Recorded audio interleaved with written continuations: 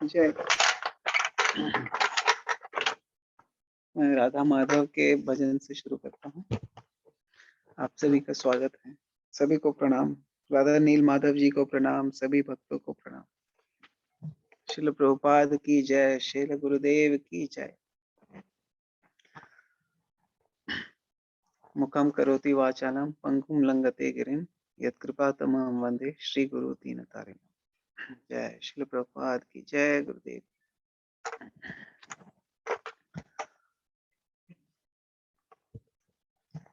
जय राधा माधव कुंज बिहारी, जय राधा माधव कुंज बिहारी, जय गोपी जन वल्लभ, जय गिरिवर धारी, जय गोपी जन वल्लभ, जय गिरिवर धारी,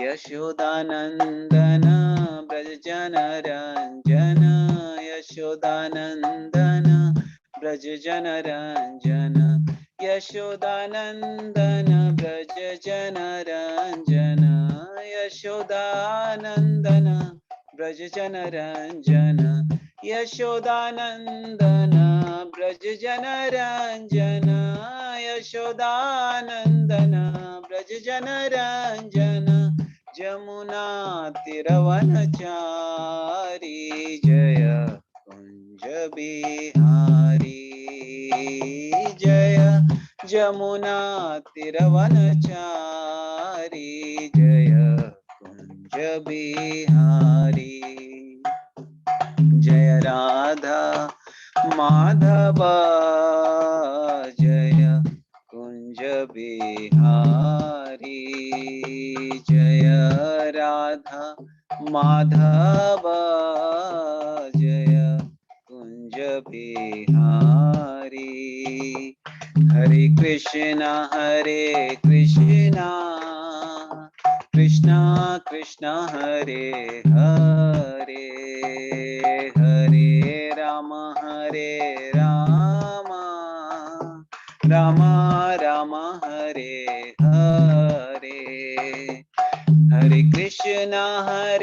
कृष्णा कृष्णा कृष्णा हरे हरे, हरे राम राम राम राम हरे हरे, जय राधा माधव, जय कुंज बिहारी, जय राधा माधव, जय कुंज बिहारी, जय गोपी जन वल्लभ, जय गिरिवर धारी,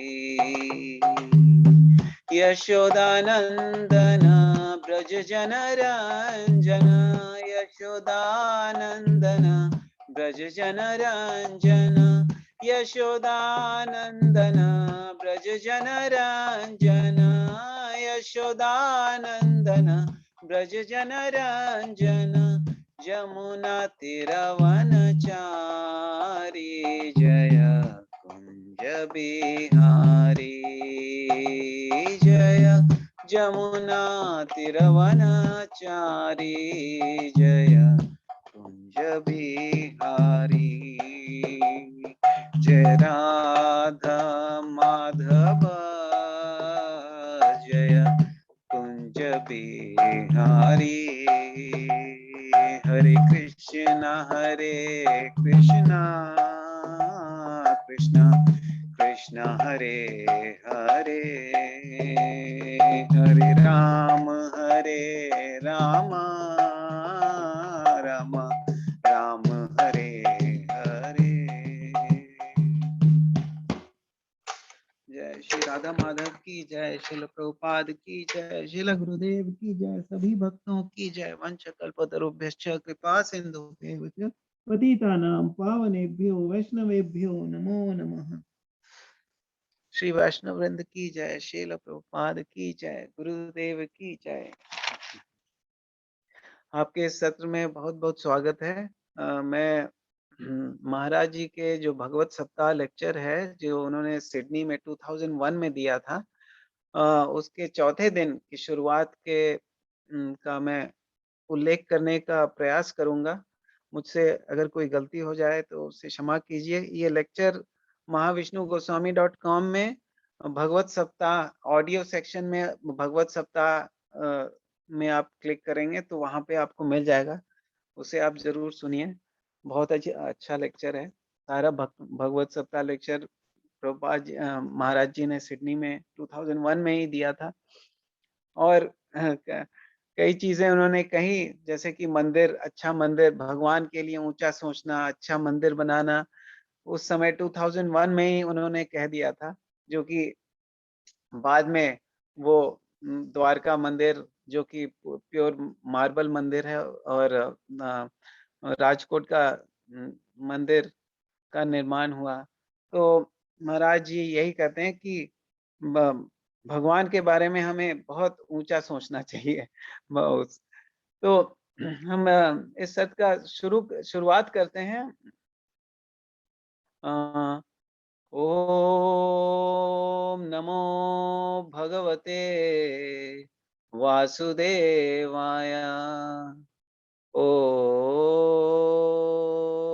नमो भगवते वासुदेवाय।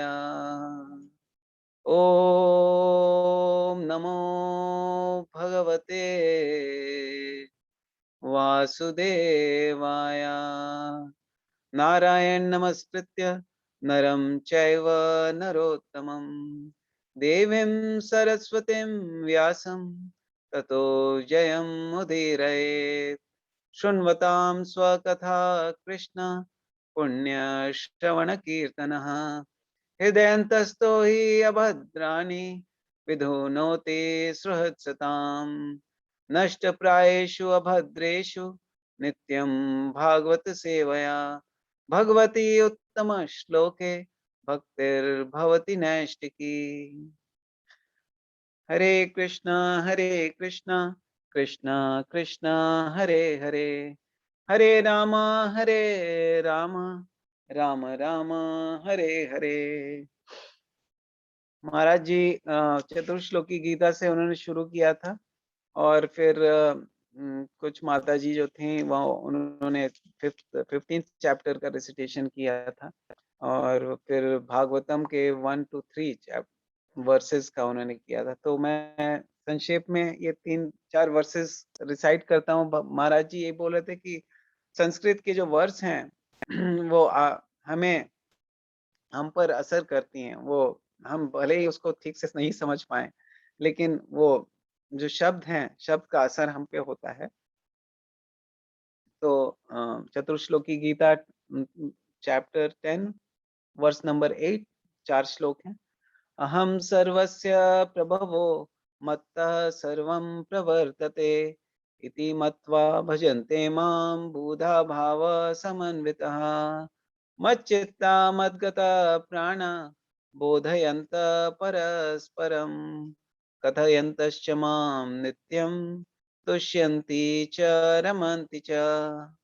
तेषां सततयुक्तानां भजतां प्रीतिपूर्वकं ददामि बुद्धियोगं तं येन माम् उपयान्ति ते। तेषामेवान्तुकं पार्थम् अहम् अज्ञानजं तमः नाश्यामि आत्मभावस्तो ज्ञानदीपेन भास्वता। हरे कृष्णा कृष्णा कृष्णा हरे हरे, हरे राम राम राम हरे हरे। तो ये 4 श्लोक में भगवान बोल रहे हैं, शुरू किया है ना, अहम सर्वस्य प्रभवो मत्त सर्वस्व। आई मतलब हमसे ही सब कुछ उत्पन्न हुआ है और इसी का उन्होंने जो चतुर्श्लोकी भागवतम है उसका भी उन्होंने जिक्र किया। तो उसका है Canto 2 verse number 9, Canto 2 chapter 9 text 33, 2933 उन्होंने कहा, ब्रह्मा जी को कृष्ण बोल रहे हैं कि अहम एवासमेवाग्रे नान्यद यत् सद असत परम पश्चादहम यद एतच्च सो अविश्येत सो अहम सौम्यहम अहम एवासमेवाग्रे नान्यद यत् सद असत परम पश्चात अहम यद एतच्च सो अविशेष सौम्यहम। वो बोलते हैं कि ब्रह्मा जी जो है, Brahma ji, it is I, the personality of Godhead, who was existing before the creation, and when there was nothing but myself, nor was there the material nature, the cause of this creation. That which you see now is also I, the personality of Godhead, and after annihilation, what remains will also be I, personality of Godhead. तो भगवान इसमें बोल रहे हैं कि हम मतलब हमसे ही सब कुछ निकला है, हमसे ही सब कुछ है। तो ये जो आई जो है ये बहुत इम्पोर्टेंट है इसमें, क्योंकि उन्होंने, हम लोग जो है भगवान को भूलते जा रहे हैं और यही हम लोग की दुर्गति का कारण है। तो महाराज जी ये कहते हैं कि श्रीमद् भागवतम से हमें भगवान की रात, भगवान को देखने का मौका मिलता है। तो ये भगवत गीता में जैसे 15.6 में कहते हैं कि हम भगवान के ही अंश है। ममे वांशो जीवलोके जीव भूत सनातन मनश्रेष्ठानि इंद्रियानि प्रकृति स्थानी कर्षति। हम भगवान के अभिन्न अंश हैं और अंश होने के नाते हम उनके पास जाना चाहते हैं। जैसे पिता जो, पुत्र जो है पिता के पास जाना चाहता है, उसके साथ रहता है तो उसे अच्छा महसूस होता है, सुरक्षित महसूस होता है। तो उसी तरह हम भी भगवान के पास जाना चाहते हैं, लेकिन हमारे और भगवान के बीच में ये मटेरियल एनर्जी जो है, भौतिक संसार बीच में एक दीवार बन के सामने है। और ये भौतिक संसार जो है उसका अंत कैसे हो, तो उसका अंत जो है हमारे जो अहंकार है उसके अंत से ही हमें विनम्रता से ही हम जब भगवान की ओर जाएंगे तब हमें भगवान की प्राप्ति होगी। भगवत गीता में जो है 15th चैप्टर में बहुत अच्छा दिया हुआ है, क्योंकि अगर आप 15th चैप्टर के वर्ष के में गौर करेंगे तो उन्होंने कहा है कि एक अदृश्य वृक्ष है ना। उन्होंने कहा है कि ऊर्ध्वमूलम अधशाकम अश्वत्थम प्राहुरव्ययम छंदांसि यस्य पर्णानि यस्तम वेद स वेदवेद अधस्य चोर्ध्वम प्रसितस्य शाखा गुणा प्रवृद्धा विषय प्रवाला अधस्य मूल्यानुसंततानि कर्मानुबंधिनी मनुष्य लोके।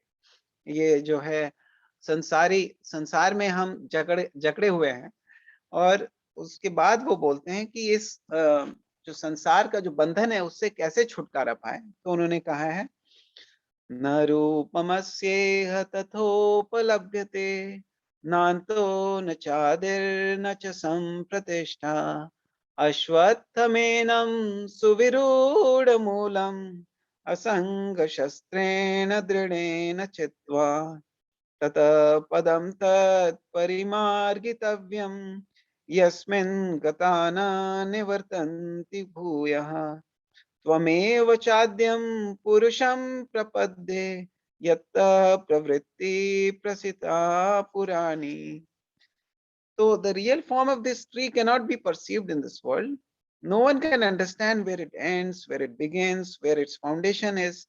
But with determination, one must cut down the strongly rooted tree with the weapon of detachment. Thereafter, one must seek that place from which, having gone, one never returns, and there surrender to the Supreme Personality of Godhead. तो मैं ये इसको हिंदी में भी पढ़ने की कोशिश करता हूँ। तो उन्होंने कहा है कि यह वृक्ष का वास्तविक स्वरूप का अनुभव इस जगत में नहीं किया जा सकता। कोई भी नहीं समझ सकता कि इसका आदि कहाँ है, अंत कहाँ है और इसका आधार कहाँ है। लेकिन मनुष्य को चाहिए कि इस दृढ़ मूल वाले वृक्ष को विरक्ति के शस्त्र से काट काट गिराए। तत्पश्चात उसे ऐसे स्थान की खोज करनी चाहिए जहां जाकर लौटना लौटना ना पड़े और जहां उस भगवान की शरण ग्रहण कर ली जाए, जिससे अनादि काल से प्रत्येक वस्तु का सूत्रपात तथा विस्तार होता आया है। इसका तात्पर्य पढ़ लेते हैं। जब यह स्पष्ट अब यहाँ यह स्पष्ट कह दिया गया है कि इस अश्वत्थ वृक्ष का के वास्तविक स्वरूप को इस भौतिक जगत में नहीं समझा जा सकता, क्योंकि इसकी जड़ें ऊपर की ओर हैं। अतः वास्तविक वृक्ष का विस्तार विरुद्ध दिशा में होता है। जब वृक्ष का के भौतिक विस्तार में कोई फंस जाता है, तो उसे न तो यह पता चल पाता है कि वह कितनी दूरी तक फैला है और न इस वृक्ष के अशुभ के शुभारंभ को ही देख पाता है। शुभारंभ कौन है? भगवान। तो नहीं देख पाता है क्योंकि वो फंसा हुआ है। फिर भी भगवान को फिर भी मनुष्य को कारण की खोज करनी ही होती है। हमें कारण की खोज करनी। ऋषभ जी भी यही अपने पुत्र को बोलते हैं कि हमें खोज करनी है। मैं अमुक पिता का पुत्र हूं, जो अमुक का पुत्र है आदि। इस प्रकार अनुसंधान करने से मनुष्य को ब्रह्म प्राप्त होते हैं, जिन्हें गर्भोदक्षाई विष्णु से ने उत्पन्न किया था। इस प्रकार अंत तक भगवान तक पहुंचा जा सकता है, जहां सारी गवेषणा का अंत हो जाता है। मनुष्य को इस वृक्ष के उद्गम परमेश्वर की खोज ऐसे व्यक्तियों की संगति द्वारा करनी होती है, जिन्हें उस परमेश्वर का ज्ञान प्राप्त है। इस प्रकार ज्ञान से मनुष्य धीरे धीरे वास्तविकता के उस छद प्रतिबिंब से विलग हो जाता है और संबंध विच्छेद होने पर वह वास्तव में मूल वृक्ष में स्थित हो जाता है। तो इसमें बताया गया कि हमें संतों की वाणी सुनना चाहिए और उनका अनुसरण करना चाहिए, तब हमें जाके भगवान मिलते हैं। इस प्रसंग में असंग शब्द अत्यंत महत्वपूर्ण है, क्योंकि विषय भोग की आसक्ति तथा भौतिक प्रकृति में प्रभुता अत्यंत प्रबल होती है। अतएव प्रामाणिक शास्त्रों पर आधारित आत्मज्ञान की विवेचना द्वारा विरक्ति सीखनी चाहिए और ज्ञानी पुरुषों से श्रवण करना चाहिए। भक्तों की संगति में रहकर ऐसी विवेचना से भगवान की प्राप्ति होती है। तब सर्वप्रथम जो करणीय है वह है भगवान के शरण का ग्रहण करना। यहाँ पर उस स्थान पद का वर्णन किया गया है जहां जाकर मनुष्य इस क्षण प्रतिबिंब वृक्ष में कभी वापस नहीं लौटता। भगवान कृष्ण वह आदि मूल है जहां से प्रत्येक वस्तु निकलती है। उस भगवान के अनुग्रह प्राप्त करने के लिए केवल उनकी शरण ग्रहण करनी चाहिए, जो श्रवण कीर्तन आदि द्वारा भक्ति करने के फल स्वरूप प्राप्त होती है। वे ही भौतिक जगत के विस्तार के कारण है। उनकी व्याख्या पहले ही स्वयं भगवान ने की है। अहम सर्वस्य प्रभवो, मैं प्रत्येक वस्तु का उद्गम हूं। अतएव इस भौतिक जीवन रूपी प्रबल अश्वत्थ के वृक्ष के बंधन से छूटने के लिए कृष्ण की शरण ग्रहण की जानी चाहिए। कृष्ण के शरण ग्रहण करते ही मनुष्य स्वतः इस भौतिक विस्तार से विलग हो जाता है। तो इसमें यह बताया गया है कि असंग शब्द महत्वपूर्ण है, क्योंकि हम लोग जो है इंद्र की खुशी के लिए, इंद्र तृप्ति के लिए हम उसमें बहुत ही प्रबलता से हम लोग उसमें फंसे हुए हैं।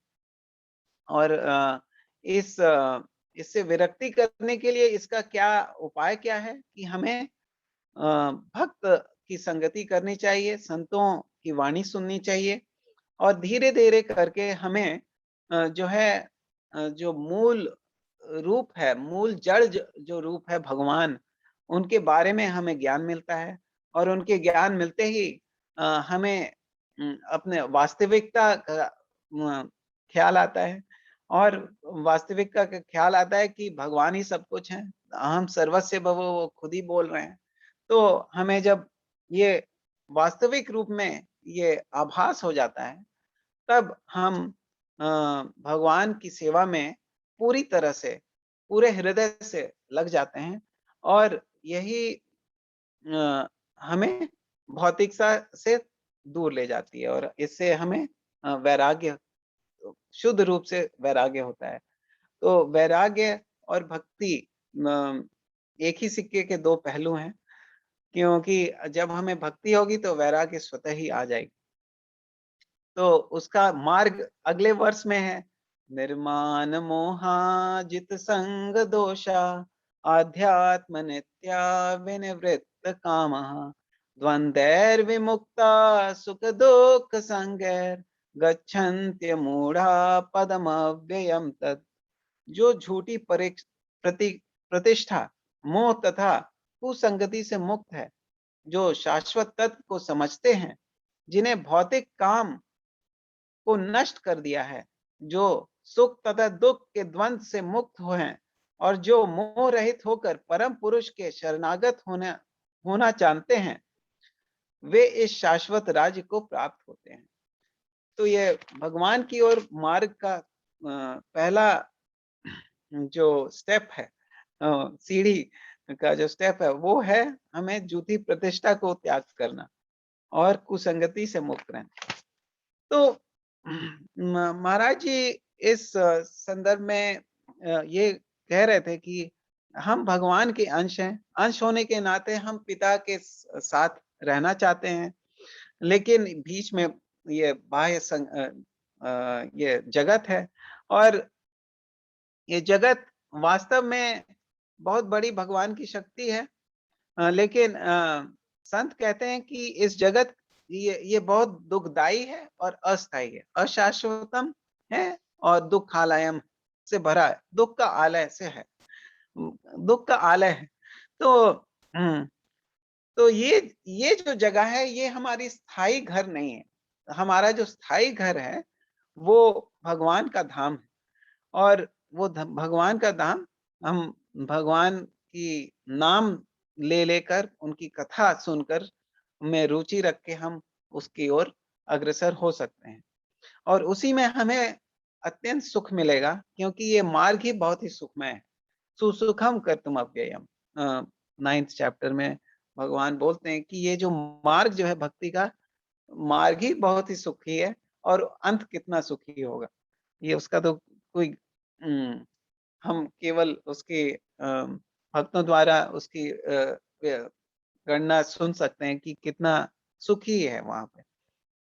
लेकिन हम इस संसार में हमें बहुत ही आनंद आता है इंद्र तृप्ति में।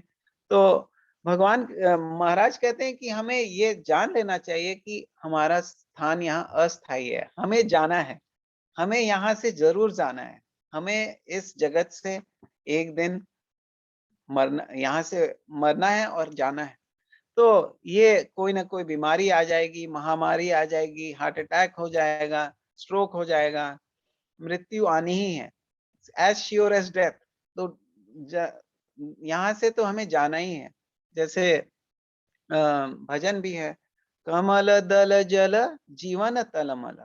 जो जीवन है वो एक कमल दल के ऊपर एक ओस के बिंदु की तरह है, जो कि कभी भी इधर उधर डगमगा सकती है और हम इस भव सागर में ये भगवान के नाम का जो नाव है उसको लेकर हम उसको पार कर सकते हैं। तो हमें इस संसार के जो अस्थाई जो इसका नेचर है, इसका प्रवृत्ति है, ये अस्थाई है। जो एक चीज जो स्थाई है वो है वो यहाँ का अस्थाई होना। तो हमारा ये संसार अस्थायी है। तो इसे हमें पूरी तरह से समझ लेना चाहिए कि भाई ये जो भी कुछ है, परिवार है, देश है, काल है, सब कुछ अस्थायी है, सब कुछ जाने वाला है। तो महाराज जी ये एक श्लोक कहते हैं कि यस्मिन वय भारतवर्षे सुरभि देव संस्कृते स्वयं कथम श्रवणम पुंसाम निष्फलम जन्म कीर्तितम। अगर हम भगवान की कीर्ति और कथा नहीं सुनेंगे तो हमारा जन्म विफल है। और ये कथा हम श्रीमद् भागवतम और भगवत गीता पढ़कर ले सकते हैं। स्वम कथा श्रवणम पुंसाम निष्फलम जन्म कीर्तितम। हम यस्मिन वह भारतवर्ष है, हम अधिकांश लोग यहाँ पे भारतवर्ष के ही हैं। तो ये हमारा सौभाग्य है, भारतवर्ष में कुछ न कुछ हरि कथा सुनने को मिल ही जाता है, चाहे चाहे न चाहे। हमें जो कोई मरते समय भी भगवान, लोग बोलते हैं राम बोलो भाई राम, तो मरते समय भी नहीं छोड़ते हैं लोग। तो हमें भगवान का नाम तो सुनना ही पड़ता है। भारतवर्ष में पैदा होने के हमें सौभाग्य है। तो और चैतन्य महाप्रभु जी ने भी यही कहा है कि भारत भूमि में अगर आपने जन्म लिया है तो आप बहुत ही भाग्यवान हैं। और इस भाग्यवान होने के कारण आप ये भाग्य बाकी लोग को भी बांट सकते हैं और भगवान का नाम और संकीर्तन कर। तो जो भगवान का श्रवण नहीं करता वो उसका जन्म निष्फल हो गया, उसका जन्म ही बेकार हो गया। तो हमें भगवान की कथा में रुचि होनी चाहिए। भगवान जो बोले हैं भगवत गीता में, उनकी कथा में रुचि होनी चाहिए। क्या कहा है उन्होंने उसे विशेष, और उसका अध्ययन करना चाहिए। और श्रीमद् भागवतम में भक्तों के बारे में और भगवान के खुद के बारे में उन्होंने कई सारे उल्लेख है, कई सारे लीलाएं हैं, बाल लीलाएं हैं, जिसमें पूतना का उन्होंने कैसे वध किया, कई तृणावत का वध कैसे किया, और बाल अवस्था में ही पूरे गिर गिरिराज को उन्होंने उठा लिया, कैसे उठा लिया। ये अद्भुत लीलाएं सुनकर हमें विश्वास हो जाएगा कि वास्तव में कृष्ण भगवान व्यक्ति रूप में यहाँ आए थे और उन्होंने भक्तों के मन में भय हटाने के लिए उन्होंने अवतार लेते रहते हैं। और परित्राणाय साधूनाम विनाशाय च दुष्कृताम धर्म संस्थापनार्थाय संभवामि युगे युगे। तो भगवान भक्तों का को आनंद देने के लिए यहाँ आते हैं। और तो उन्होंने महाराज जी ये श्लोक उन्होंने कोट किया है, जैसे कि चतुर्श्लोकी भागवतम का 2933। तो हम एवासम एवाग्रे नान्यत यत सत्परम पश्चाद अहम यत एतच्च सो अवश्येत सो अस्म्य अहम। तो इस इसमें जो कृष्ण भगवान जी ब्रह्मा जी को ये बता रहे हैं कि जब कुछ भी नहीं था, ये मटेरियल नेचर भी नहीं था, ये प्रकृति भी नहीं थी, तब भी मैं था। और जब ये सब कुछ चला जाएगा, अभी तब भी मैं रहूंगा और अभी भी मैं हूँ, तो मैं हमेशा हूँ। और ये जो है हम जो है महाराज बोल रहे थे कि हम ये विश्वास नहीं करते हैं कि भगवान खुद अपने बारे में मैं करके बोल रहे हैं। और जब हम भगवान पर विश्वास खो देते हैं तो हमारी बर्बादी और हमारा दुख का कारण वो बन जाता है। क्योंकि हम भगवान पर विश्वास नहीं करते तो हम भौतिक चीज पर लगाव करते हैं, और भौतिक चीज पर लगाव करते ही हमें दुख ही मिलता है।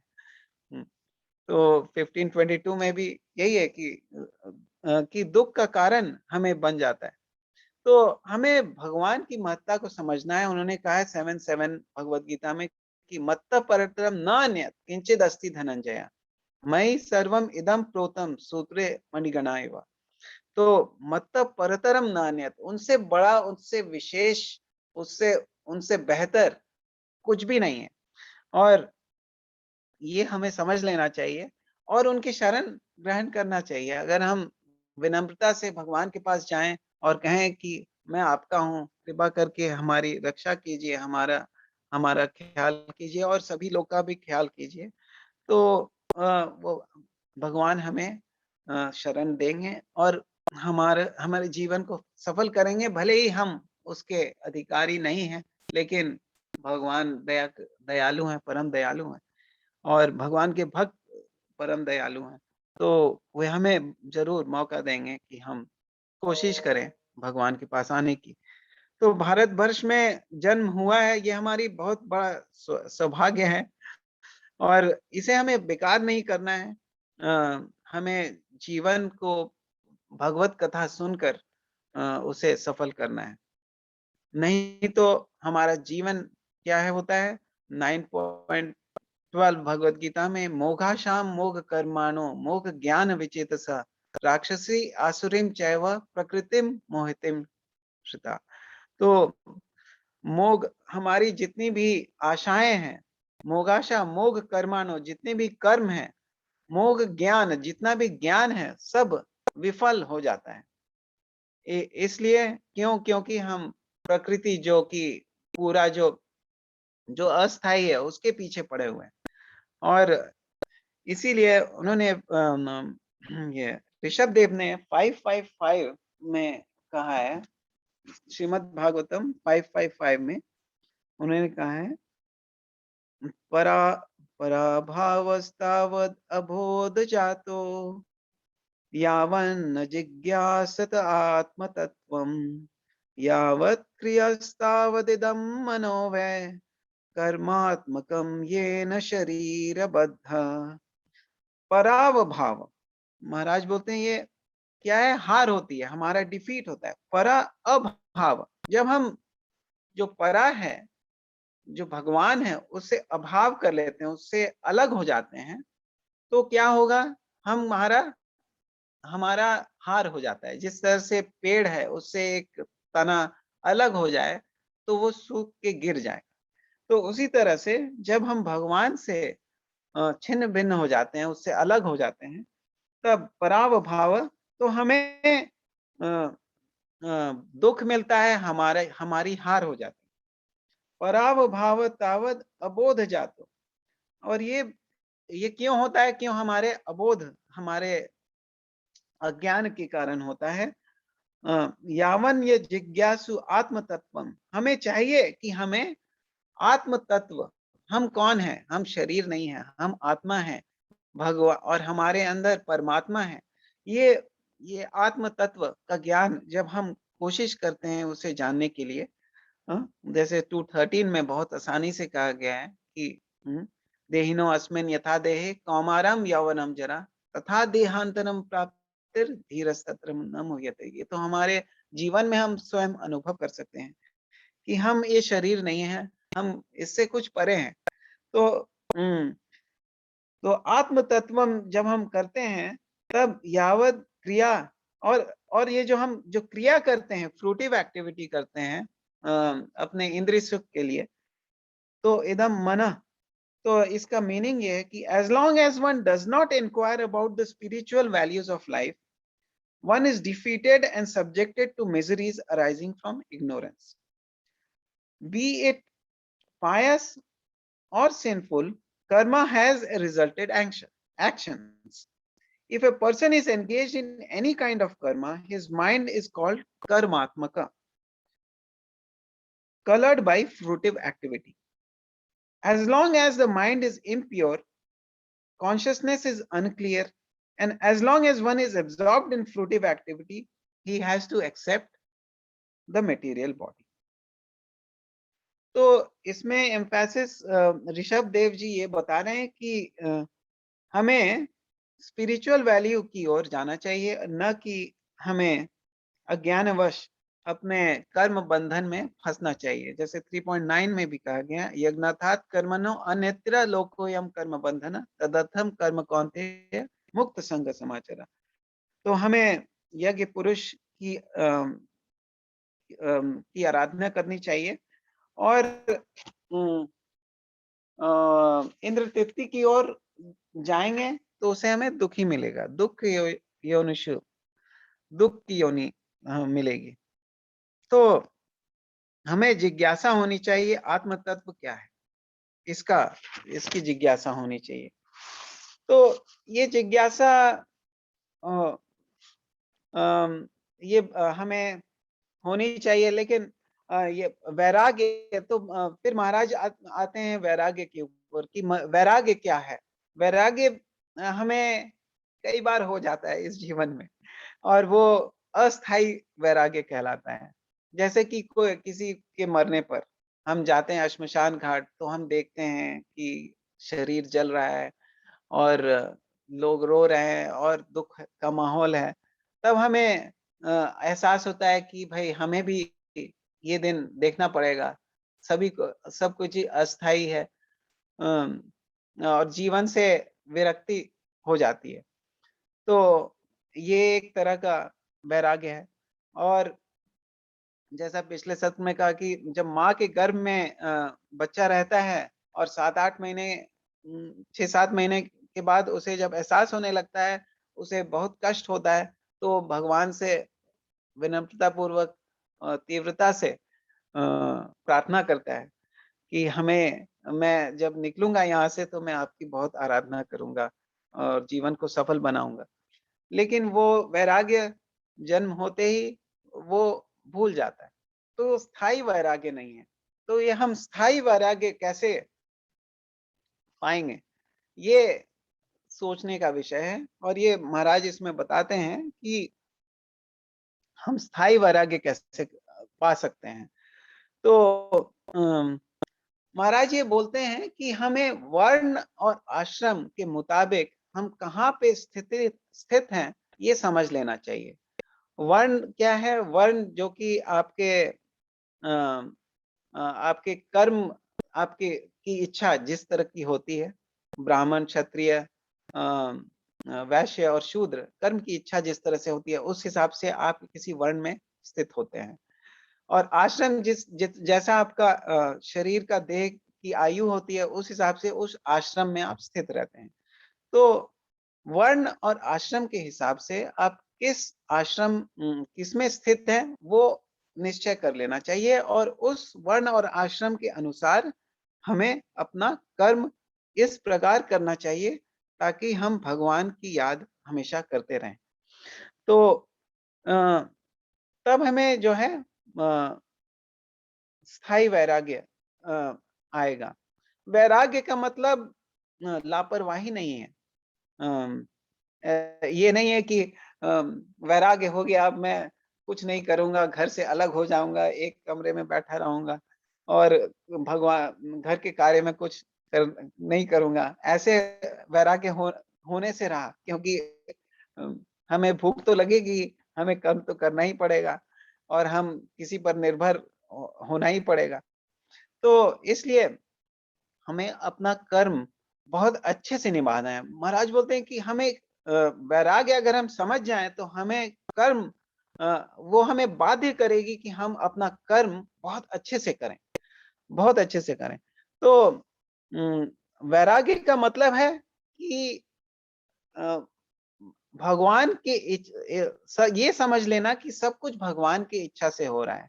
ईश्वर के हम नियंत्रण करता नहीं है, भगवान ही हमारे नियंत्रण करता है, वही हमारे संचालक है। महाराज भी बहुत अच्छी तरह से ये बताते हैं, बोले कि वैराग्य का अर्थ ये है कि हमें ये ज्ञात होना चाहिए कि हमारी श्वास चल रही है, हमारे दिल की धड़कन चल रही है और हम इस पे कुछ नहीं कर सकते, ये स्वतः ही हो रहा है। तो हम नियंत्रण करता यहाँ पे नहीं है, हम भगवान नियंत्रण करता है, ये हम अच्छी तरह से समझ लें तो वो हमारे मन में हमेशा दिमाग में होना चाहिए और वो ही असल वैराग है, और साथ साथ हमें अपने कर्म को अच्छी तरह से करना है। तो ये हमें प्रेरणा देती है। तो हमें उनकी सेवा अच्छी तरह से करनी चाहिए, और रक्षा करना जो है उनका काम है। और तो ये सब चीज जो है हम उनकी कथा सुन के हम कर सकते हैं। तो कथा सुन के हमें अ, श्रवण करके हमें खुद ही स्वतः ही वैराग्य हो जाती। तो आप देखेंगे कि नारद मुनि की कहानी से फर्स्ट श्लोक Bhagavatam first canto fifth chapter में नारद मुनि की कहानी, नारद मुनि ने स्वतः ही बताया श्रील व्यासदेव को कि वो एक दासी के पुत्र थे, और उनके जो संत लोग आए उनके आश्रम में, उनकी उन्होंने बहुत सेवा करी, और उनकी कथा को सुना, उनके प्रसाद को ग्रहण किया, और उनसे उनकी सेवा और सेवा से खुश होकर संतों ने उन्हें ज्ञान दिया, और उस ज्ञान को प्राप्त करके उनका जो भ्रम था कि वो शरीर है, वो स्वतः ही हट गया, और वो भगवान से जुड़ गए, और भगवान का नाम लेते हुए उस सारे संसार में भगवान का नाम बांटने लगे। तो ये कहानी है। और आज जो एकादशी का पर्व है उसमें उसका महत्व ये है कि आज जो है परसुआ एकादशी है, और इस दिन कहते हैं कि भगवान ने करवट बदली थी, जो तो उन्होंने, और उसका महत्व ये है कि इस दिन आज के दिन हमें जो है वामन देव जी का ध्यान करना चाहिए कि किस तरह से बलि महाराज जो थे वो भगवान के भक्त थे, और उनके बहुत बड़ा यज्ञ कर रहे थे, बहुत यज्ञ, और बहुत इंद्रदेव को भी उन्होंने परास्त कर दिया था। तो इंद्रदेव गए भगवान के पास, तो भगवान ने उनको मदद करने की सोची, और उनकी माता ने व्रत किया बहुत अच्छे से, और उन्हें एक वामन देव द्वार पौने भगवान के रूप में आए वो, और फिर जब यज्ञ स्थल पे गए और उन्होंने केवल तीन कदम जितना बड़ा जमीन मांगा, तो बलि महाराज तो सारे विश्व, तीनों विश्व के राजा थे, ऊपर के ऊपर तीनों लोकों के राजा थे, ऊपर के लोक, मध्य लोक और नीचे के लोक। तो उन्होंने कहा कि बस तीन, अब मैं आपको बहुत कुछ दे सकता हूँ, लेकिन नहीं, मुझे बस मुझे संतोष होना चाहिए, आदमी को संतुष्ट होना है। संतोष त्रिषु कर्तव्य स्वधारे भोजने धने, संतोष त्रिषु न करते हुए स्वाध्याय, जप और दान। तो तीन, महाराज कहते हैं कि तीन चीज के प्रति हमें पूर्ण संतोष होना चाहिए। स्वधारे, हमारी पत्नी जो भी वाइफ है, हस्बैंड है, उन पे पूर्ण संतोष होना चाहिए। स्वदा भोजने, जो जो भी खाना मिल जाए उससे संतोष होना चाहिए, और धने, जो भी धन मिल जाए उससे पूर्ण संतोष होना चाहिए, और जप और दान और स्वाध्याय पर बिल्कुल असंतोष होना चाहिए, हमें ज्यादा से ज्यादा करना चाहिए भगवान के प्रति। तो जब तीन मांगा उन्होंने, तो उन्होंने वो देने के लिए वो तैयार हो गए। ठीक है, आप लीजिए, तीन तीन कदम लीजिए, आप तो इतने छोटे हैं, आप कितना लीजिएगा, आप लीजिए, और मैं आपको देने के लिए तैयार हूँ। तो उन्होंने एक शब्द ने एक जो स्टेप लिया, उसको पूरे पाताल लोक को कवर किया। दूसरे स्टेप में पूरा स्वर्ग लोक, सारे सारे लोक को उन्होंने कवर कर दिया। तो बाकी जो तीसरा जो स्टेप लेने के लिए जगह ही नहीं था, तो बलि महाराज ने अपना सिर दे दिया कि भगवान जी, आप हमारे सिर के ऊपर रख लीजिए, यही एक थर्ड स्टेप आपके लिए है। तो भगवान जी ने वहां पे कदम रखा, और उनसे बहुत ही प्रसन्न हुए, और उनके द्वारपाल बनने के लिए तैयार हुए। तो ये जो आत्मनिवेदनम है, ये उन्हें पूर्ण वैराग्य से ही आया होगा, और ये, और उसका फल क्या हुआ, उन्हें भगवान मिल गए। तो ध्रुव महाराज की कहानी से भी हम सुनते हैं कि हम हमारी आकांक्षा रहती है कि हम उसको परास्त करेंगे, वो हमें हासिल होना चाहिए, लेकिन जब भगवान ध्रुव महाराज को मिल गए तो उन्हें वो सारी चीजें गौण लगने लगी। तो इससे हम समझते हैं कि अ, हमें वैराग्य से हमें हम कुछ खोएंगे नहीं, बहुत कुछ पाएंगे और भगवान को पा लेंगे। तो महाराज जी और बताते हैं कि किस तरह से हमें वैराग्य हम डेवलप कर सकते हैं। और उन्होंने शरीर के बारे में एक बहुत अच्छा प्रसंग ये कहा कि उन्होंने कहा अस्थि स्तंभम स्नायुबद्धम मौस शोणित लेपितम। अस्थि स्तंभम मीन्स ये जो अस्थि मीन्स बोन, मतलब जो हमारी हड्डियां हैं, स्तंभ वो स्तंभ की तरह हैं, पिलर की तरह हैं। अगर हड्डियां ना हो तो हम यहाँ से वहां 10 कदम भी नहीं चल पाएंगे। तो ये हम भगवान के ऊपर आधारित हैं, जो उन्होंने हमें ये हड्डी दी है, नहीं तो हम चल भी नहीं पाएंगे। हम इतने भगवान के ऊपर निर्भर हैं। स्नायुबद्धम, ये स्नायु से जो है इससे इससे बंधे हुए हैं। और मौस शोणित लोपितम, तो ये फ्लैश से ये बंधा हुआ है और इसमें चर्मावृद्धम, और इसके ऊपर चर्म है। जो चर्म जो है ये इतना इम्पोर्टेंट है। और अगर चर्म ना रहे तो हमें हम एक दूसरे को देखना भी नहीं चाहेंगे। महाराज बोल रहे थे कि एक भक्त थे, उनके बेटे को स्किन कैंसर हो गया। और स्किन कैंसर ऐसा हुआ, वो एक बार तो बोला कि मुझे सिर दर्द हो रहा है, ये हो रहा है, हो रहा है। तो उसे हॉस्पिटल ले गया, मतलब पता चला कि उसे स्किन कैंसर, और उसकी दशा ये हो गई कि जब वो लेटता था तो जहां वहां वो जो उसका जो चमड़ा जो है, शरीर जहां चिपक जाता था वहां का चमड़ा निकल जाता था। तो इतना दुखदाई हो गया उसका जीवन कि उसके माता पिता ही खुद ही प्रार्थना करने लगे कि भगवान आप इसे ले जाइए, मतलब कि मुझे ये अपने बेटे का दुख नहीं देखा जा रहा। तो ये जो चर्म जो है, ये जो हम इतना आसानी से लेते हैं, ये भी भगवान हमें दिए हैं। मुझे याद है यहाँ मिनियापोलिस में महाराज आए थे, उन्होंने हाथ दिखाया था कि ये जो हाथ हमें दिख रहा है ये बंधा हुआ है। ये हाथ अगर भगवान की कृपा ना हो तो ये भी फट के कहाँ चला जाएगा। ये ये जो चर्म के द्वारा ये हमारा शरीर बंधा हुआ है और ये भगवान की देन है। और ये जो शरीर है वो क्या है? हम्म, पात्र पात्र मूत्र पुरुषयो दुर्गंधम।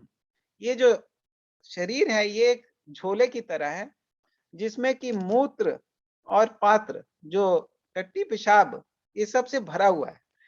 और जहां टट्टी और पेशाब है उसमें क्या होगा? दुर्गंधी आएगी। तो हम बहुत ही स्वाभिमान से भरे रहते हैं। महाराज बोल रहे थे कि हम टाई और सूट पहन के जाते हैं और बोलते हैं कि मैं 50 किलो का स्टूल, टट्टी और पेशाब का गठरी हूँ, इस तरह से। तो जब आप टट्टी और पेशाब के गठरी हैं तो उसमें आपको इतने अभिमान होने की क्या जरूरत है? तो ये जो दुर्गंध है उसको दूर करने के लिए महाराज बोलते हैं कि हमें वेजिटेरियन होना चाहिए और जो प्रसाद खाना चाहिए। तो उससे जो है ये दुर्गंध दूर होती है। तो जो शरीर है इसके अंदर आत्मा है, इसके कारण जो है ये दुर्गंध दूर होते रहती है, उसका सफाया होता रहता है और इसी के कारण शरीर बढ़ता है। और ये जो बढ़ता है शरीर, वो जो पदार्थ आती है वो कहाँ से आता है? वो भी बाहर से आती है, वो भी भगवान ही देते हैं। जैसे कि 7.4 में भगवत गीता में कहा गया है कि भूमि रापो नलो वायु खम मनो बुद्धि रेवच अहंकार इतियम में भिन्ना प्रकृति अष्टधा। तो भूमि, ये सारे अष्ट धातु भगवान के ही देन है। और अप्रयमितस्त्वन्यम प्रकृतिम विद्धि में पराम जीव भूतम महाभाव ये एकदम धारिते जगत। तो इससे अलग है हमारी आत्मा, जो कि भगवान का अंश है, जो कि इसे निर्वाह कर रही है। और उसके बाद बोलते हैं जरा योग विपातकम रोग मंदिर मातरम। तो ये जो शरीर है, ये इसमें क्या होता है? जरा मतलब कि हम बूढ़े होते हैं, और रोग, ये रोग से भरा हुआ है। ये रोग मंदिर मातरम है, रोग का मंदिर है। ये रोग से भरा हुआ है। तो हम जैसे कुछ ना कुछ रोग लगा ही रहता है, बताने की जरूरत नहीं है, कुछ ना कुछ होता ही रहता है। और दुष्पूरम दुर्ददम सदोषम क्षण भंगुरम क्रमीवीत क्षण क्षण भस्मा भस्मातम। तो ये दुष्पूरम दुष्टम क्षण भंग, ये क्षण भंगुर है, मतलब कि कभी भी ये इसका नष्ट हो जाता है। एक क्या बोलते हैं, छोटा सा कीड़ा हमें काट दे, उससे बीमारी हो जाएगी। एक छोटा सा वायरस हमें परेशान कर रहा है ना? और उससे क्या होता है, ये तुरंत ही नष्ट हो सकता है। हमें ये शरीर से कष्ट ही कष्ट है। और और स और ये जो इतना भारी भरकम शरीर है जो हमारे पास, जब हमारा देहांत हो जाता है तो क्या होता है, क्रमी वीत भस्मातम। तो या तो उसको कीड़े खा जाते हैं, हाँ? वो या तो वो जो चील गीध वगैरह खा जाएंगे, और उससे क्या होगा, उनके हम टट्टी पेशाब बन जाएंगे। या नहीं तो भस्माकम, हम ना ये क्या बोलते हैं, भस्म हो जाएंगे। उसका जो है ऐश, ऐश ऐश मतलब इतना बड़ा शरीर, बस एक कटोरी या एक लोटे भर ऐश की जितना ही रह जाएगा। तो हमारा जो ये शरीर जिस पे हम बहुत ही इतने मेहनत करते हैं, वो किस काम की, वो तो एक क्रमी वीत भस्मातम। तो ये है हमारी असलियत इस शरीर की, और इसके पीछे हम लोग बहुत ही पीछे पड़े रहते हैं। इसकी खुशी के लिए हम लोग बहुत पीछे पड़े रहते हैं। लेकिन हम ये जो हम तो ये समझना चाहिए कि ये नश्वर है, और हमें जो है स्थायी चीज की ओर जाना है। हमें इस नश्वर चीज पर घमंड करने की कोई आवश्यकता नहीं है। मात्र मूत्र का ये झोला है ना? और ये अगर हम आत्मा के कारण ये शरीर जो है ये सहनीय हो गई है थोड़ी बहुत, जिस तरह से आत्मा से ये शरीर सहनीय हो गई है, उसी तरह से घर में भी अगर हम भगवान को स्थान देंगे तो ये घर सहनीय हो जाएगी। और जब हम भगवान का दर्शन करेंगे, कथा सुनेंगे, तो हमारा मन हल्का हो जाएगा, और हमारे मन का जो मल है वो दूर हो जाएगा, और हम शरीर में सुखी नहीं रह सकते। ये रोग मंदिर का मातरम है, ये हमें अच्छी तरह से समझ लेना चाहिए। तो इसके बाद महाराज जो है हल बताते हैं कि किस तरह से हम इसकी ओर जा सकते हैं, किस तरह से हम भगवान की ओर जा सकते हैं, और हमें वैराग्य हो सकता है। और उन्होंने ये कहा है कि हमारा जो है सादा जीवन और उच्च विचार, simple living high thinking. Simple living कैसा है कि खाना, रहना, सोना, आदतें सारी बहुत ही सादा सादा होना चाहिए। और उच्च विचार कैसे, भगवान की कथा सुन के भगवान के लिए ऊंचा सोचना, भगवान की कीर्ति करना, प्रचार करना। उनके लिए अगर मंदिर का निर्माण करना है तो भव्य मंदिर का निर्माण करने की सोचना, ये सोचना हमारी काम है। भगवान उसको प्रत्यक्ष रूप दे देंगे, लेकिन ये सोचना कि हमारे पास अच्छा मजबूत मंदिर होना चाहिए, ये महाराज जी ने 2001 में सिडनी में कहा था, और उसके बाद ही हमारे द्वारका मंदिर और राजकोट मंदिर आए हैं।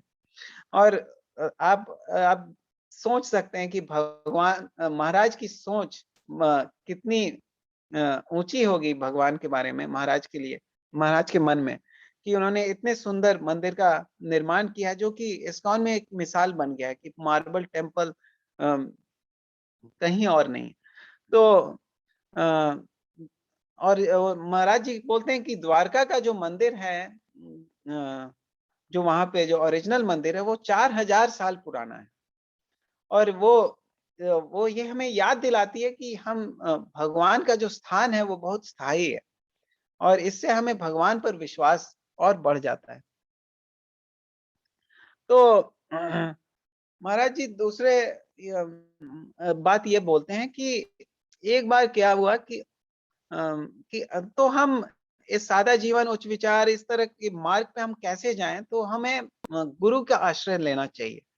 तो एक बार क्या हुआ कि पार्वती और शिव जी में वार्तालाप हो रही थी। उन्होंने पार्वती बोल रहे थे कि गुरुवो बहुवो संति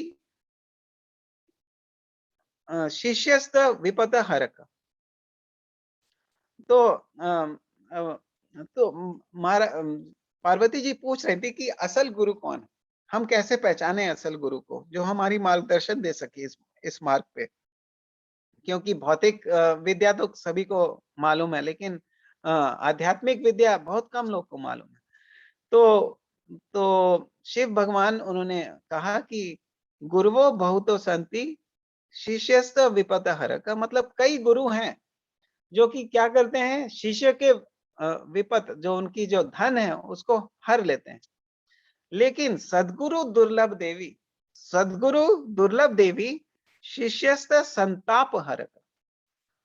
जो ऐसे सदगुरु बहुत दुर्लभ हैं जो कि शिष्य के संताप, जो उनके दुख हैं, उसको हर लें, उसका दूर करें। तो महाराज के चरणों में हमारे विनम्र निवेदन है कि हमारे जो संताप हैं उसको हर लें और उसका उपाय ढूंढने में मदद करें और उसमें दृढ़ता से उनके कहे हुए वचन पर हम आगे बढ़ें। तो ये संताप का समाधान कैसे होगा, ये हमें भागवतम में भगवत गीता पढ़कर हमें समझ में आ जाएगा कि ये शरीर अस्थिर है, ये क्रमी वीत भस्मांतम। अंत में क्या होता है, कीड़े खा जाएंगे, जानवर के हम टट्टी पेशाब बन जाएंगे, या हम जो है राख बन के रह जाएंगे। तो हमें क्या करना चाहिए, हमें हमेशा प्रसाद का ग्रहण करना चाहिए, भगवान को ऑफर किया हुआ प्रसाद को ग्रहण करना चाहिए। हमें जीवन में थोड़ी बहुत तप लानी चाहिए, कम खाना चाहिए। हो सकता है कि एक दो बार मतलब जो बार बार खाने की आदत होती है उसे कम किया जाए। और महाराज ये बोल रहे थे कि शहर में क्या होता है, लोग बनाते हैं खाना और 2-3 दिन तक उसे खाते रहते हैं। तो जो खाना हम बनाते हैं उसे 3 घंटे के अंदर ही खाना चाहिए। तो इसलिए इस व्यस्त में संदर्भ में भगवान बोल रहे थे कि हम we are not busy, we are lazy. तो हम व्यस्त नहीं है, हम आलसी हैं। तो हमें चाहिए कि हम भगवान की सेवा में संलग्न रहे, क्योंकि खाना बनाना में एक खिचड़ी बनाने में केवल 15 मिनट लगते हैं। चावल दाल मिक्स करो, कुछ सब्जी उब्जी डालो, हल्दी नमक वगैरह डालो, 15 मिनट में बन जाता है। इतने लोग ने रेस्टोरेंट जाते हैं खाने के लिए, वो जाने आने में ही 15 मिनट लग जाएगा, उतने में तो खिचड़ी बन जाएगा, आप खा भी लो। तो और जो समय बचेगा उसे भगवान के नाम जप लेने में उसका जुड़ जाना चाहिए, भागवतम का अध्ययन करना चाहिए। उससे क्या होगा, हम लोग का दुख कम होगा।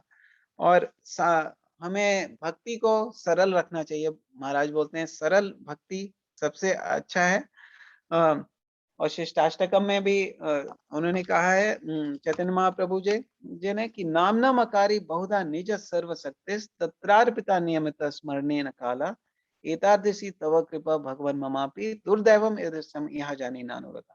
नाम अकारी, the holy name of Lord अकारी मैनिफेस्ट बहुधा, हर एक कई तरह से, निज सर्वशक्ति, सारी शक्ति उसमें समाहित है।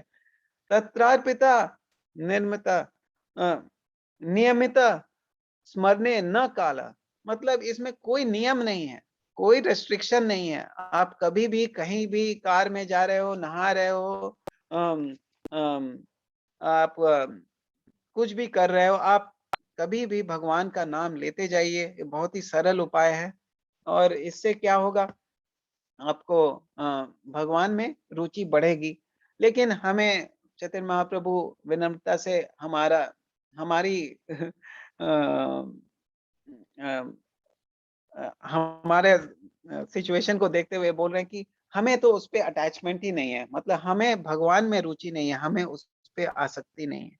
तो हमें भौतिक जगह पर आसक्ति छोड़कर हमें भगवान के नाम पर आसक्ति होनी चाहिए।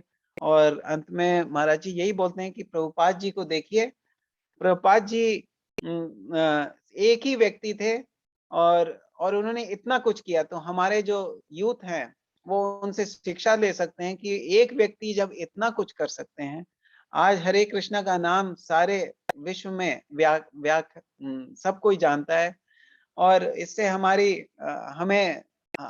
भी पहचान होती है एज ए डिवोटी। तो हम जो भी व्यवसाय करते हैं, जो भी आप व्यवसाय कर रहे हो, आप उसमें संलग्न रहें, लेकिन साथ ही साथ हमें प्रभुपाद जी की किताबों को पढ़ना चाहिए और उसमें सारा समाधान है। अगर कोई संशय भी है तो हमें नोट करके किसी से पूछ सकते हैं और इससे हमें बहुत लाभ मिलेगा। तो इसके साथ ही मैं ये अंत करता हूँ और मेरा निवेदन है विनम्र सभी भक्तों के चरणों में, महाराज के चरणों में, कि हम भगवान की सदा याद करें, उनका नाम लें, उनके पुस्तकों का अच्छी तरह से अध्ययन करें, सादा जीवन व्यतीत करें और गुरु के आज्ञा का पालन करते हुए हम भगवान से जुड़ जाएं और इस भौतिक जीवन में हम अपने कार्य करते हुए भगवान की सेवा में संलग्न रहें दृढ़ता से, और भगवान के लिए बहुत ही ऊंचा सोचें, उनके लिए उनकी कीर्ति का प्रचार करें। और ये प्रचार का जो माध्यम महाराज कहते हैं, जो कि श्रील प्रभुपाद जी ने बताया कि ये ऑर्गेनाइजेशन है, हम प्रचार करते हैं, तो उनके प्रचार के लिए हम बहुत अच्छे मंदिर बनाएं और उसे चलाएं। हरे कृष्णा कृष्णा कृष्णा हरे हरे, हरे राम राम राम हरे हरे। श्री श्री राधा नील माधव की जय, श्रील प्रभुपाद की जय, श्रील महाविष्णु गोस्वामी महाराज की जय। हरे कृष्ण।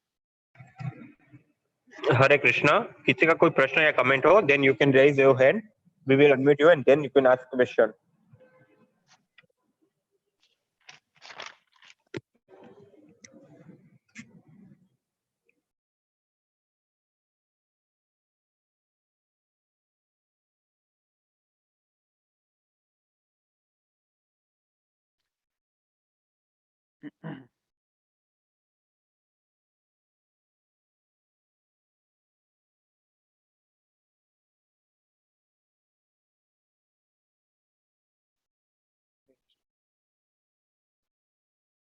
सत्या जी बोलना चाहते, सर्वेश्वर प्रभु जी बोलना चाहते। हरे कृष्ण। सर्वेश्वर प्रभु जी आपको अनम्यूट किया है। हरे कृष्ण प्रभु जी, दंडवत प्रणाम। दंडवत प्रणाम प्रभु जी।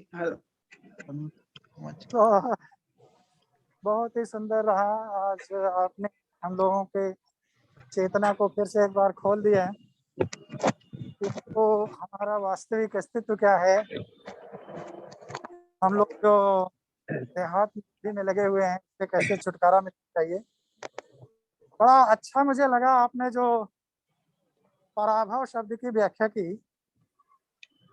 सुने तो उस शब्द को तो हम बहुत बार सुनते रहे, लेकिन आज मैंने उसको आपके द्वारा उसके अर्थ को समझा कि जो पर अभाव हो जाए वो पराभव है। भगवान से जब हम विरक्त हो जाते हैं, अलग हो जाते हैं, वही हमारी पराजय है। बहुत ही सुंदर ढंग से आपने बताया इसको, और मैं इस शब्द पे कभी विचार नहीं किया था। आज आपने इसको विचार करने के लिए बहुत अच्छे ढंग से प्रस्तुत किया, बड़ा अच्छा लगा। और आपने श्रील प्रभुपाद जी का, गुरुदेव जी का उदाहरण दे करके बहुत अच्छे ढंग से समझाया कि किस तरह से वो भगवान में एक निष्ठ थे, भगवान के प्रति उनका पूर्ण समर्पण, जिसके माध्यम से ही वो जो कुछ कर सके वो हम लोगों के सामने, क्या सारे विश्व के सामने उपस्थित है और हम सभी जानते हैं। तो प्रभु जी बहुत अच्छा लगा और आपने बहुत ही विस्तार से समझाया कि हमारी अपनी वास्तविकता क्या है, उसको कैसे समझना चाहिए, और अपनी वास्तविकता को समझते हुए भगवान की भक्ति में लग करके अपनी आत्मा का कल्याण करना है। सॉरी, मैं ज्यादा बोल नहीं पा रहा हूँ, ये मास्क की वजह से सांस लेने में भी दिक्कत हो रही है। पर बहुत अच्छा, तो दंडवत प्रणाम। हरे कृष्ण। धन्यवाद प्रभु जी। मैंने महाराज जी के लेक्चर को सुन के उनको दोहराने की कोशिश की है, तो पराभव भी महाराज जी उसमें समझा रहे थे, तो उसी का मैंने नहीं उल्लेख नहीं, उल्लेख किया। बहुत सुंदर। देखिए, कम से कम आपने उसको ग्रहण तो किया। सुनते तो हम लोग भी रहते हैं, उसको ग्रहण ही नहीं कर पाते हैं। Yes. और केवल एक शब्द, यही एक शब्द, पराभव शब्द ही यदि हम समझ जाएं तो बहुत है। सारी भागवतम, सारी भगवत गीता केवल इसी एक शब्द में आ जाता है, और इसी एक शब्द को समझने से ही हमारा कल्याण हो सकता है, इसमें कोई दो राय नहीं है। इसलिए कि अपने में इतना गूढ़ रहस्य रखे हुए है, जो सारे भागवतम और भगवत गीता का सार बता रहा है। केवल एक शब्द, पराभव। भगवान से अलग होना ही हमारी पराजय है। कितना सुंदर अर्थ है इस शब्द के अंदर। जब से मैं सुना हूं तब से उससे मेडिटेट कर रहा हूँ। हरे कृष्ण। धन्यवाद। धन्यवाद। मंच कर। हरे कृष्ण। हरे कृष्ण प्रभु जी। मनोहर प्रभु जी, आपके लेक्चर की सबसे खास बात यह है कि आप हर शब्द में बताते हैं कि महाराज जी ये कहते हैं, महाराज जी ये कहते हैं। अगर कोई दूसरा होता या फिर कोई दूसरा क्या मैं होता तो पूरा लेक्चर बोल देता और बाद में बोलता कि ये पूरा का पूरा लेक्चर मैंने महाराज जी की भागवत कथा में से बोला है। लेकिन आपकी बड़ी विशेषता यह है कि आप हर सेंटेंस में जो भी सेंटेंस अच्छा लगता है उनमें भी सब क्रेडिट महाराज जी को दे रहे हैं। खूब खूब धन्यवाद प्रभु जी। हम जस्ट वेट 1 मिनट, हम महाराज जी की समाधि के दिव्य दर्शन कर रहे हैं। यहाँ पे थोड़ा लाइट का इश्यू है। हरे कृष्णा। हाँ प्रभु जी। हरे कृष्णा। दंडवत प्रणाम प्रभु जी। दंडवत प्रणाम प्रभु जी। कैसे आभार व्यक्त करूं आपके। Thank you. You too ji. Manohar Krishna प्रभु। यस प्रभु जी। या मैं सुन आपके रहा हूँ। आभार कैसे व्यक्त करूं ये पूछ रहा हूं मैं आपको। प्रभु जी, आप हमें अपना कृपा दृष्टि रखिए, हमें मार्गदर्शन देते रहिए, सेवा का मौका देते रहिए, और ताकि हम, और आशीर्वाद दीजिए कि हम उसे अच्छी तरह से करते रहें। मैं एक कल ही किधर प्रभुपाद के पता नहीं चौथे स्कंद में पढ़ रहा था, चौथे के तीसरे स्कंद में किधर तो एक श्लोक का रेफरेंस पढ़ रहा था। मैं याद नहीं आ रहा है मेरे को पक्का, लेकिन चौथा तो तीसरा स्कंद है। उसमें प्रभुपाद जी एक जगह परपट में यही लिख रहे हैं कि एक्चुअली हमको जो आचार्य हमारे गुरु परंपरा द्वारा जो हम सुनते हैं अथवा पढ़ते हैं उसी को रिपीट करना चाहिए, और आप वही काम करते हैं, हम देख रहे हैं वो बेस्ट है। जैसे महाराज हमेशा हर एक सेंटेंस में कृष्णा विलिंग डाल देते हैं, वैसे आप हर एक लेक्चर में महाराज ने कहा उसमें वो सभी वाक्य को पूर्णता प्राप्त हो जाता है, और जो भी कुछ हमारे में खामी होगी वो महाराज पूर्ण कर देते हैं। और वही बात में, क्योंकि हमने आप जो बता रहे हम महाराज जी मुख से सुने हैं लेक्चर, तो हमको बस आप वही बात को आप पुनः जागृत कर रहे हैं, हमारे सोए इंद्रियों को आप जागृत करने का आप काम कर रहे हैं। मैंने पूरा लेक्चर सुना, मैं ज्वाइन नहीं था, लेकिन मैं मेरे मिसेस के मोबाइल में सुन रहा था मैं, क्योंकि मेरे फोन चल रहे थे कंटिन्यूस बीच में, लेकिन पूरा का पूरा लेक्चर सुना। बहुत ही सिंपल सादगी भरा। हम अभी महाराज जी के एक लेक्चर सुबह मंगलाती के बाद पढ़ते रोज, बी अ साधु, लेक्चर का शीर्षक का टाइटल है, ग्रंथराज में है। तो रोज हम एक भाग पढ़ते हैं। तो वही है हमारे में वो सिंप्लिसिटी होनी चाहिए कि हम हमारी प्रस्तुतिकरण में भी इतनी सादगी होनी चाहिए जो आप आपके उदाहरण द्वारा प्रस्तुत करते हैं। तो बस यही इम्पोर्टेंट है। उससे ही अपने गुरु महाराज संतुष्ट हो गया, सब कुछ आ गया। जैसे अक्षय पात्र में कुछ खाली सब कुछ खत्म हो गया था, और द्रौपदी ने खाली थोड़ा सा एक कर्ण भगवान को खिलाया। उधर दुर्वासा मुनि 10,000 दुर्वासा मुनि के शिष्य वो ढकार देने लगे, गंगा नदी में स्नान कर रहे थे, उनको अलग संतोष देने की जरूरत नहीं पड़ी, कुछ भी नहीं था। फिर भी उस तरह हम भी अगर हम गुरु महाराज के वाणी से, हम वपु सेवा तो नहीं कर पा रहे अभी, लेकिन उनके वाणी से जो भी उपदेश अमृत हम सुन रहे हैं, उनके लेक्चर द्वारा, उनके कुछ भी उपदेश द्वारा, उस थोड़ा बहुत हम जीवन में उतारे और उसी को रिपीट करें, तो मेरे ख्याल से हम सभी जो सुन रहे जीव और जो आगे जाके लेक्चर सुनेंगे वो सभी को हम संतुष्ट दे रहे, ऐसे मैं व्यक्तिगत स्तर पे समझता हूँ। बहुत बहुत धन्यवाद प्रभु जी, धन्यवाद। हरे कृष्ण प्रभु जी। धन्यवाद प्रभु जी। हरे कृष्ण। हरे कृष्ण। हरे कृष्णा। तो अब हम महाविष्णु गोस्वामी महाराज जी की दिव्य समाधि के दर्शन करते हैं। यहाँ पे लाइट नहीं है, इसलिए मैं थोड़ा फ्लैश में दर्शन करवाने का प्रयास कर रहा हूँ। तो अब हम महाविष्णु गोस्वामी महाराज जी की दिव्य समाधि के दर्शन करते हुए यह लेक्चर की पूर्णाहुति की तरफ आगे बढ़ते हैं। तो मैं इस्कॉन मंदिर राजकोट के प्रमुख वैष्णव सेवा प्रभु जी की तरफ से मनोहर प्रभु जी का खूब खूब धन्यवाद करना चाहता हूँ, जिन्होंने अंडरस्टैंडिंग डिटैचमेंट, वैराग्य को समझना, इस सुंदर विषय के ऊपर इतना सुंदर लेक्चर दिया। प्रभु जी से फिर से नेक्स्ट सेशन में वापस मुलाकात होगी। तब तक के लिए सबको हरे कृष्णा।